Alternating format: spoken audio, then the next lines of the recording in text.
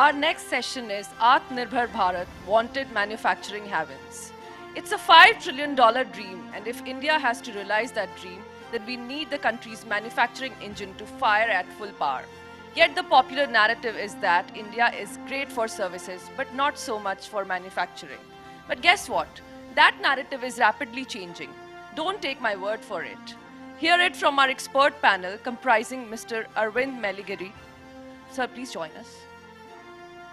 Chairman and CEO of ACIS, Mr. Akshat Saraf, Director of one of South India's largest steel producers, Radha Smelters, and Mr. Umesh Revankar, sir, please join us, Vice Chairman and Managing Director of Shriram Transport Finance Corporation. I invite the session moderator R. Sridharan to take it away.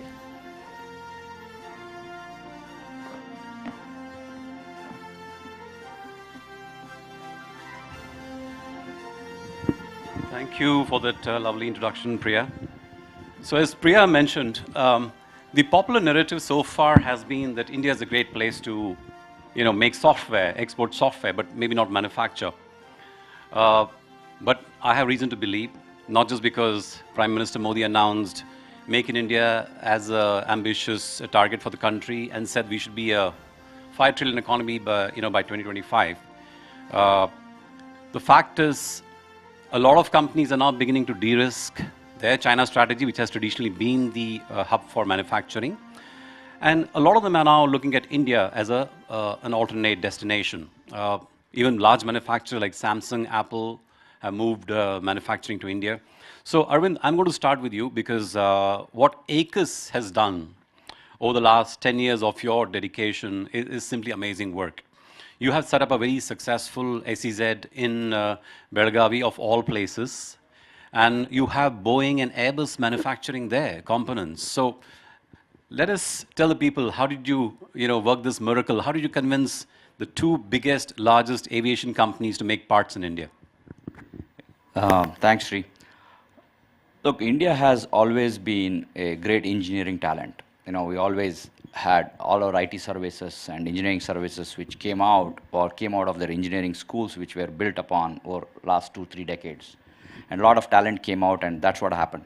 When we got into, we as a company, Quest Global, my other company, started doing engineering services, and we had customer like Airbus coming in there and doing engineering services. And we had to show them that, hey, we can do manufacturing also, initially to show them that capability is there to manufacture, and then further it went down, hey, when we started manufacturing, in-country value add was just 20%. Means we used to import everything, just process only 20% of the value and send it back. And we saw, as a services business, India, we were doing 100% in-country value add. So if you have to be competitive globally, leverage our labor, we have to increase the in-country value add. With that theme, we decided that we have to really do a large-scale manufacturing and build economies of scale, which China has done. And we have to combine the both.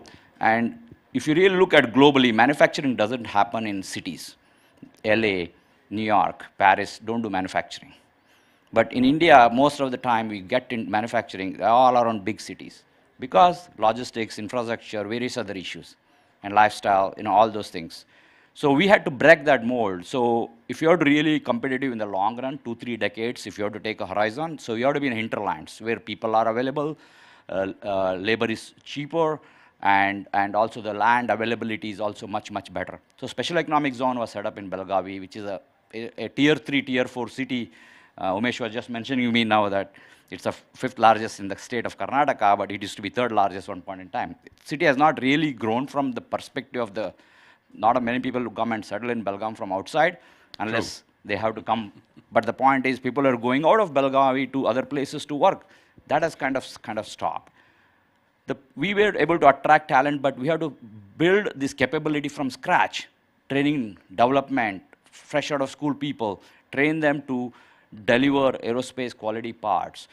Today, I can say that we pretty much have a part going from Belgavi on almost every aircraft which is delivered today in the world.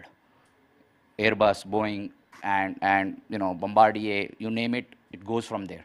And we deliver as a single source so many parts, means they cannot get anywhere else those things except from us.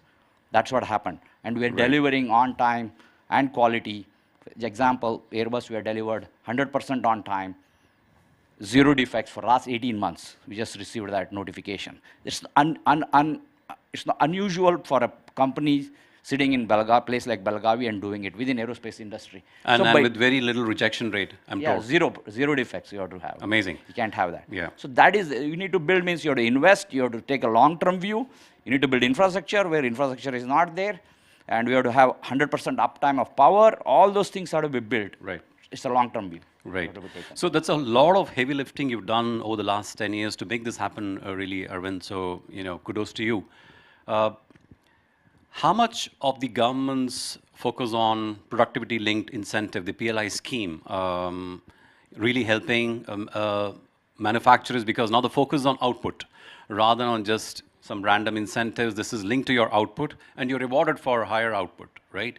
So maybe once you give your thoughts, we can then ask, Akshat also to chip in with answer.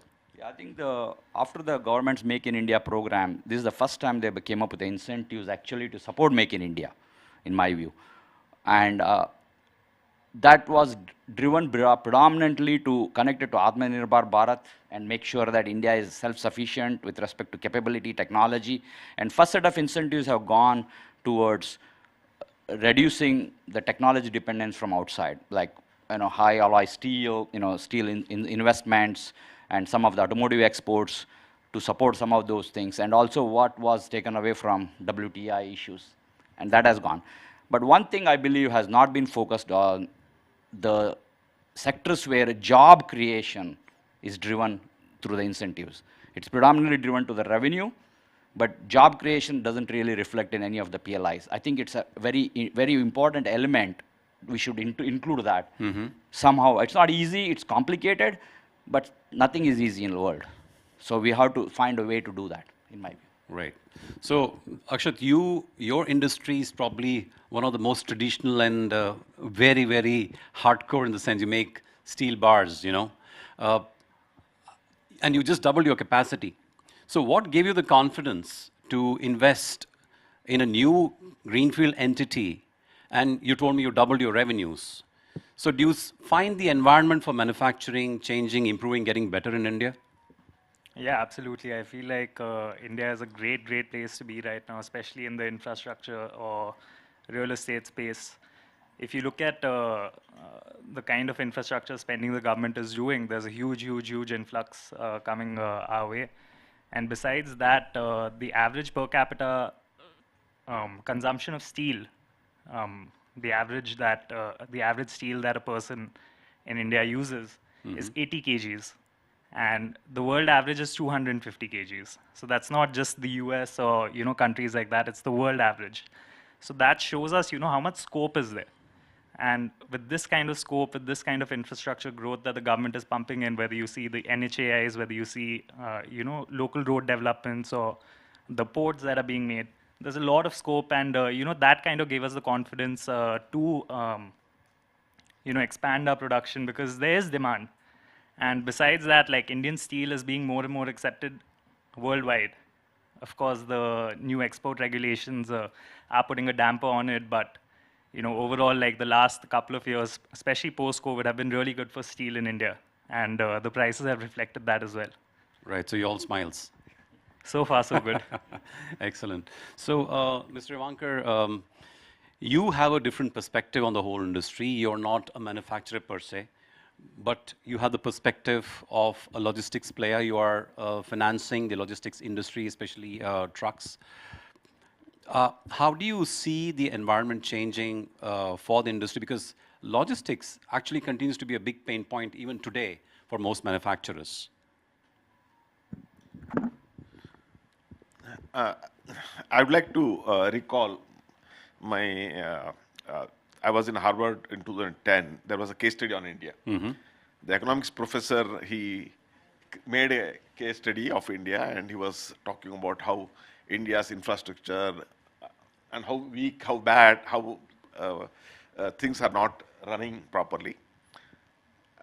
Then he asked there were 100 people in the class, and I asked anyone of you, because they were all either CEOs or senior executives, would like to go and invest in India. None of them raised a hand. So from that day, I'm trying to understand what are the pain points in India, and trying to read mostly and try to understand, and also keep observing things, how things have moved. I think there was a serious attempt between 2010 to 2012 to build infrastructure in India. Most of them are PPP projects, and it went into certain challenges. And of course, post 2012 to maybe 14, there was not much of progress at all. From 2015 onwards, there has been good progress in building infrastructure, road infrastructure. In fact, Umesh, just to add, this year may be an inflection point for infrastructure, because if you look at the PM Gati Shakti Yojana, which the finance minister announced in the budget, there's 7.5 lakh crore which has been allocated for infrastructure, along with a portion for state funding. So in some sense, I mean, we might be at an inflection point for infrastructure growth in this country. Right? Huge, huge. Because there's a huge scope and opportunity.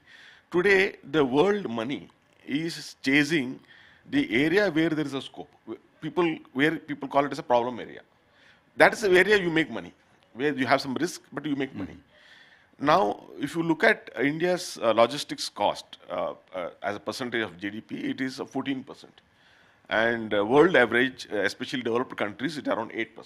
That means 6% is the additional cost. And Indian logistics business is $300 billion. And that means you can say that $180 billion is something which you can attack and reduce. And we are still competing with the rest of the world. Rest of the world. Despite this disadvantage. We are, yeah. No, so out of this 14%, if you break it up, the transportation is 6%, warehousing is 4%, and inventory is 3%, and administration is 1%. That means India, there is too much of warehousing or inventory, mainly because there is nothing called just in time concept in India. Actually, the inventory or goods or raw material needs to be on the wheel at any point of time, so that there is a timely production and reduce the cost. Because whatever you hold or you keep as inventory or in the warehouse, that is going to be a working capital cost. And you are going to pay interest. And of course, Indian interest rates are one of the highest in India. And going up further. So that is the challenge. So whether India can become a world leader, and whether it can change the course, I believe yes. Because if you look at India, is strategically located in between the China and the other part, and maybe the Europe and West. Right. And we have a large peninsula with coastal line. Correct. Huge infrastructure on the port is already been getting built. Now, if you look at the two tiny countries which are just by providing a transit point or transport services have done so well, Singapore and Dubai. Right. Tiny countries, they have done so well. That's true. Just by providing a service on a transit point. So India can go beyond a transit point. Right. India can be a transshipment point where the goods can come and go on through land to the neighboring countries. Right. Recently, there was a headline on north-south transport corridor. That has been first consignment has gone from India through the Iran to the Russian subcontinent, Russia. So, that reduced the number of days by 12 days, they said. Otherwise, to go to St. Petersburg, that is the other part of 45 days, I think. Normally 45 days. 45 they said 12 to 15 days you are cutting short. Yes. Because India has invested in the port, in the Chabhar port in Iran. Correct. And that is going to give India a huge advantage going forward. Right. Imagine see what China is doing. Right. China is investing in the Gadwar port in Pakistan, the Hambantota port in Sri Lanka, and trying to compete with India in Chittagong. Right. India we'll talk about this in a little more detail subsequently. But, Arvind, while we say manufacturing and we tend to put it in one large bucket, the reality is we don't need to compete in everything. We don't need to make socks the way China does, or even make Ganapati idols the way China does. So we, as a engineering-driven country with high skills, with access to a lot of engineering population, are we better off focusing on certain kinds of manufacturing rather than saying, okay, let's make everything in this country? How should we cherry pick our fights in the international market? Yeah, I mean, if you look at ACUS itself, we started with aerospace manufacturing because engineered products, highly engineered products. And a toy customer came to us, Hasbro came to us and said, hey, you have built this whole ecosystem through the partnership. We are buying everything from China. Is there, would you be able to do something toys in India? I said, I don't know whether it will be competitive. We are, but you are 1/3 of the wage of China, minimum wages. A lot of people. So we looked at this, and when we ran, we were cheaper than China. That's amazing. Toy manufacturing. So that opened our eyes because we are competing on a high-end engineering resources, highly precision machine products, and high capital in there. But toys is a much lower capital intensity, suitable for China because India for cost of capital is much, much higher. And labor content is 20%, whereas in aerospace it would be like much lesser, 6-7%. So combining those two, we saw toys as a much larger opportunities. I mean, not necessarily comparable because aerospace is much bigger in terms of size of manufacturing perspective, but opportunity for India where it is to where it could be was large when we saw. And India was doing only about $50 million worth of toys manufacturing for exports perspective especially. I remember once as a young reporter doing a story on Walmart, and Walmart had trouble sourcing just for 1 year supply of toys from India because there was no manufacturer large enough to manufacture for Walmart, one retailer. Yeah. So it's cottage industry. Scale was missing in India. So we decided to build up an ecosystem. And today, we have manufacturing. We have close to 3,000 people working in toy manufacturing in Belagavi. And we are setting up a toy cluster in Koppal, first toy cluster in the country, dedicated for toy manufacturing ecosystem. So that can house 25,000 people working there, and with a full ecosystem built up, and logistics all the way connecting to Mumbai port through the train, rail logistics. Unless we have that kind of a full-fledged solution, we cannot compete with China. Right. So we don't need to be high-end because we're engineers, graduate engineers can only work. This is unskilled labor. You can train them within 3 months, put them on the job, they are production. So that is where the unemployment is. Right. Okay. So a very interesting, Arvind. India, it's not the first time that an SEZ like yours has come up, but it's probably the first one which has become successful. For a long time, we experimented this whole template of trying to create SEZs across India, Haryana, Maharashtra. We toyed with that, but actually none of them really took off. So why did your experiment succeed when so many other experiments failed? Because when 2007 timeframe when SEZs came, most people who got into developing SEZs were real estate people. They thought it was a real estate play. You can get in quickly, make plots or industrial plots, sell it to somebody, go on with life and do the next one. That's not reality. In manufacturing, what happens? You take a very long-term view. 10, 20, 30 years it takes to develop a cluster, ecosystem, industrial park. With all the infrastructure has to be day one, all the infrastructure. That's very, very, very expensive affair. You built out. So that's the reason why they were never developed. What they thought never happened. But we were a manufacturing focused company trying to make sure all the infrastructure is there to make sure that we can deliver uninterrupted fashion to the customer. So it was a reverse for us. Right. So that's the reason we believe we were able to have vibrant 32 units operating in that cluster, and we continue to add more people, more units there. Right. So Mish, any thoughts on why the SEZs didn't take off, but it seems to be working here for Arvind? And I think it has started working off late, maybe 10, 15 years now. You go to Kerala, the plantation workers are Biharis. You go to the Tamil Nadu, in textile, most of them are either from Orissa or Bihar or the eastern part. You go to Surat, most of the workers are from Orissa, that part of it, or Jharkhand. That means the migration of labor has been happening for last 15, 20 years. And that's where Arvind is able to get a cheap labor. You can't get a labor locally in Tamil Nadu or maybe in Kerala, because maybe these economies have grown bigger or larger. They're able to get better job, or their income levels are high. I think the migration from the east to west or east to south, that has really changed. And if you're able to train them, build a facility, train them, then you have a game. So I think that's where Arvind has succeeded. I have one comment I need to make, because 5,000 people who work in our zone, none of them are migrant. Oh, they are all local? All local. Fantastic. 100% local. They come from 60 villages, all about 1 hour away also, every day, and they go back home every night. Right. You know? And the reason is, everybody is trying to find people in the city. Migrant labor comes to the city, because that's where they know they will find a job.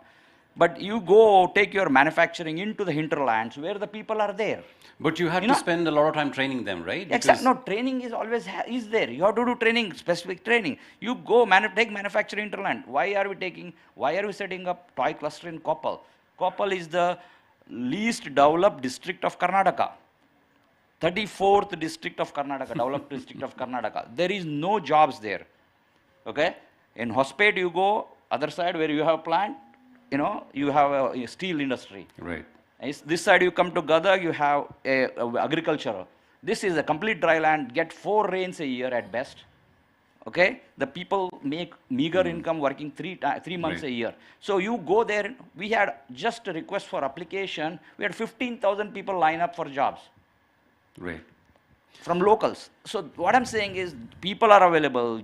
You know, you need to provide jobs. You need to And train them locally. Yeah, train them locally. Yeah. We have a training center set up now. Everything is trained, and people are going to start working. So the key is to go where people are. Great. So Akshat, your industry, although it's about logistics becomes a key at that time. You know, you're going to hinterlands. Logistics is very important. Absolutely, yeah. So, you know, you are a steel manufacturer. I'm not sure how much of labor is a competitive advantage, but I think what you've done is essentially pick the segments where you want to compete in, which is technology, like high value added products in steel. So tell us, how are you becoming more competitive? Our philosophy has always been to compete on the basis of quality and not on the basis of price. So that really kind of, gives us an edge over, what we're trying to do operationally as well. So while others are, trying to push out whatever volumes they can, whatever, a product they are able to make, we are competing on a different plane altogether.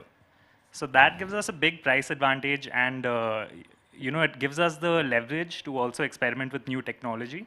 So we are mostly, besides our breakdowns, we are fully automatic now. We're fully automized. And, a person just sitting there and pushing buttons is how work happens, as opposed to if you've seen an old style rolling mill. Right. There's a guy who physically picks up the billet and like turns it, and like he's sweating and it's hot, and like, it's an inhumane condition to work in. And sadly, a lot of plants in India are still working like that. So, automation is a big one for us. We do still rely on labor.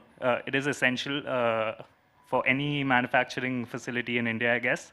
But automation and technology upgradation, like we recently, kind of adopted a technology called LRF, which allows us to make alloy grade steel and, higher grades of steel that are used in critical infra. Typically, these would be limited to, the top players in India, like Tatas and Jindals. But now we are getting this technology because we are so focused on delivering a higher quality product, whilst our customers are still focused on, price, bottom line. L1.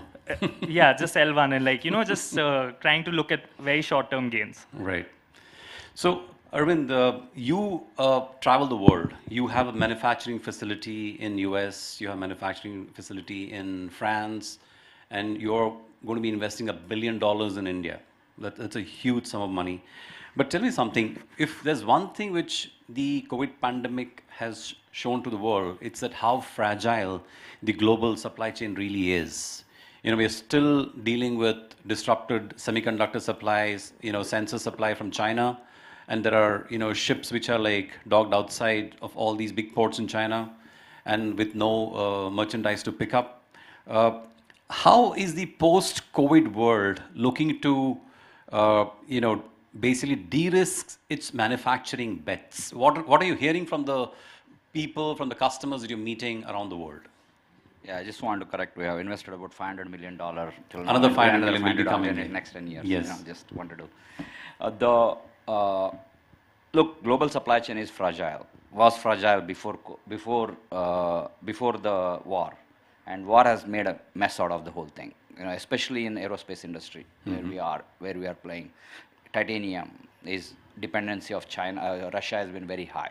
So luckily, during COVID, aerospace industry came down significantly. Volumes, the capacity was there, the inventory was there, which is being consumed right now to build alternate sources to Russia. That's what is happening today, because Russia was a critical aerospace player in the industry because of titanium. And that really interrupted everybody. And that has also pushed a lot of aerospace industry customers to look at, hey, if there were to have similar thing were to happen to the other large country, where would they go? Where would they go? So they see India as an alternate. India as an alternate, and they have to really de-risk. And some of these guys are 100% sourcing from China, some of the products, 100%. And they need to see what, even if they start with 5%, maybe 10 years down the road, they may be 15, 20, 30%, maybe 50% out. They need to do that. And a lot of customers are very clearly saying, we just need an alternate. We just need an alternate who can deliver, within the range of cost. So India is right there in that list of options, would you say? Yeah, we are absolutely there, because just look at what alternates have. Vietnam, already saturated. Vietnam is size of Karnataka, if you really look at it. Yes, no more room. That's how the overall size is. The people and everything it comes down to. So the key comes down to India has the talent. India has the young, employable youth, I would say. Yeah. And opportunity is there for India. There is no other country in the world who can provide this many resources. If we can address several of the issues what we have in terms of speed of doing things and bunch of activity issues, and this cannot stop, in my view. It just can speed up, but it can be slowed down, speed up, but it just will take. Train has left the station.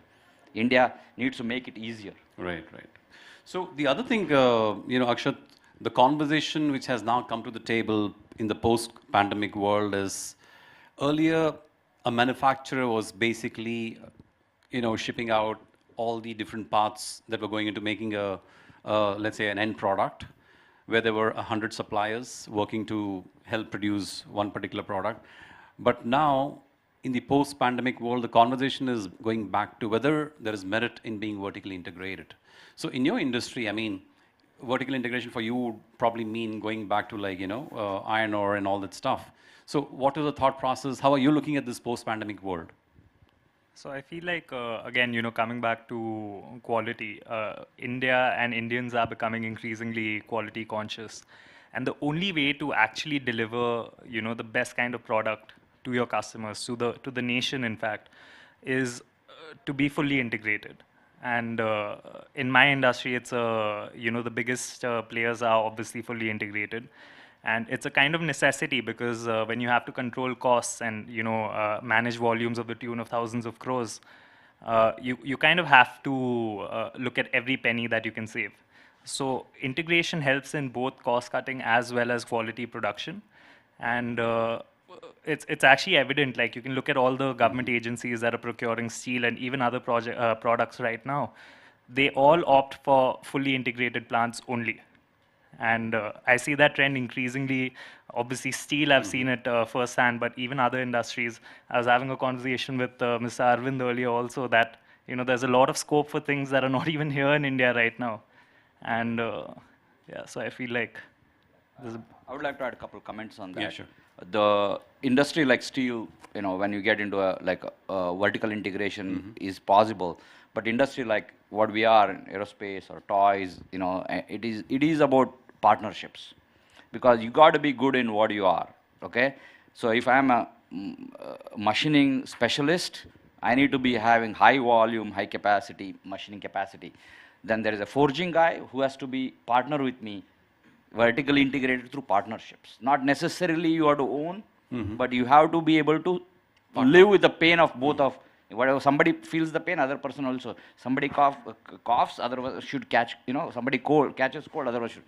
That's how it needs to be operating, because capital investment is very high when you try to vertically integrate it. Capital efficiencies typically could be challenged because utilizations and various things can happen. Yeah. When you are vertical, when you are specific focused guys, then your efficiencies are much better. Right. So that's the difference we see as a contract manufacturer, because we are driven towards the absolute utilization of assets. And you are not cost plus, despite being a contract Yeah, manufacturer. we have to cost be, plus. we're always market minus. Yeah. We don't want to be cost plus. Because we have to be competitive. Cost is given, price is given. We have to be competitive. Right. So, Umesh, some final thoughts on what the infrastructure or the logistics industry can really do to help and support the India manufacturing story. Yeah, I think one of the challenge which internationally people have been recognizing is the ownership of the trucks or vehicles being fragmented and individuals being there. I think that was the challenge, but in India, people individually, they would like to own and run and operate. They would like to make their own living. And that's how it has remained for so long, because last 20 years, whenever the price went up, people felt that, okay, small guys will go, individual will go. It never happened in India. Maybe because they feel they're owner and they can make a sustainable income out of it. With technology coming in, like now the Uber and Ola has been providing the aggregation, model, that is really helping the small operators. And there are a lot of small players in the each of the geographies. So efficiency is coming in logistics slowly as coming well. in. Yeah. You don't have all India operator now. I think all India operator also will become, because it needs a lot of investment. The kind of investment Uber has made, I don't think anyone can make it and make it efficient in India, but it is coming. Right. So most of the large logistic player will be focused on building a integrated operation and providing the kind of service to individual operators. And thereby, I think it can become highly efficient is what I feel. Right. So I think the verdict from our panelists is fairly clear. The Make in India story is not just talk, it's happening on the ground, and people like Arvind are testimony to the fact that even international manufacturers are willing to put their money where their mouth is. And hopefully, Arvind, we'll see your $500 million investment coming through, and maybe more SEZs coming up in other parts of India, not just Karnataka.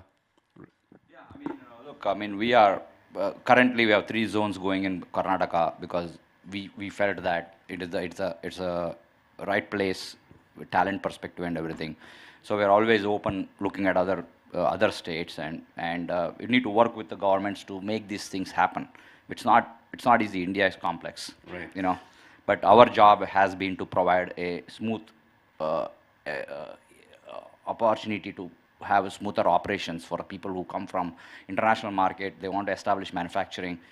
They can leverage what has been done by us last 15 years. They can come and establish facilities and leverage everything what we have done. And don't worry about whether it's India, it would have been same in US also, the way they operate. Right. So thank you, gentlemen. More power to each one of you. And unfortunately, we don't have time for answers. That's what my producers tell me. With that, we'll wrap this session up. Thank you, gentlemen. Thank you so much for joining us this evening. Thank you.